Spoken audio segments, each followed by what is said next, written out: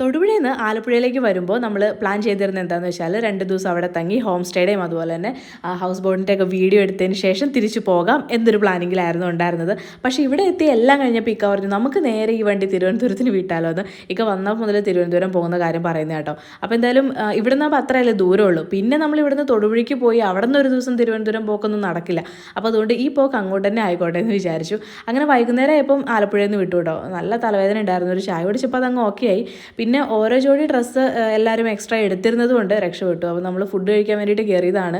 അഫിയുടെ glass വെച്ചേക്കുന്നതാണ് കേട്ടോ നിധി. പിന്നെ food കൊള്ളില്ലായിരുന്നു കേട്ടോ. നമുക്കങ്ങനെ പറ്റുന്നില്ല. പക്ഷേ ആരും ഓർഡർ ചെയ്ത ഫുഡ് ഒന്നിനും കൊള്ളില്ലായിരുന്നു. അങ്ങനെ നമ്മൾ തിരുവനന്തപുരം എത്തി. അപ്പോൾ ഒരു പമ്പിൽ കയറിയിട്ടുണ്ടായിരുന്നേ. അവിടുന്ന് നമ്മുടെ ഒരു സബ്സ്ക്രൈബേഴ്സ് ഫാമിലിയിൽ പെട്ട ഒരു ഇത്താനെ കുട്ടികളെ ഹസ്ബൻഡിനെയൊക്കെ കണ്ടിട്ടുണ്ടായിരുന്നു. ഒരുപാട് സന്തോഷം തോന്നിയിട്ട് അവർ ഫോട്ടോയൊക്കെ എടുത്തിട്ടുണ്ടായിരുന്നു കേട്ടോ. അങ്ങനെ നമ്മളിതേ റൂം എടുത്തിട്ടുണ്ട്. ഇതാണ് കേട്ടോ നമ്മുടെ റൂം. അപ്പോൾ ഇനി നെക്സ്റ്റ് വീഡിയോസിൽ ബാക്കി വിശേഷങ്ങൾ കാണാം. ബൈ.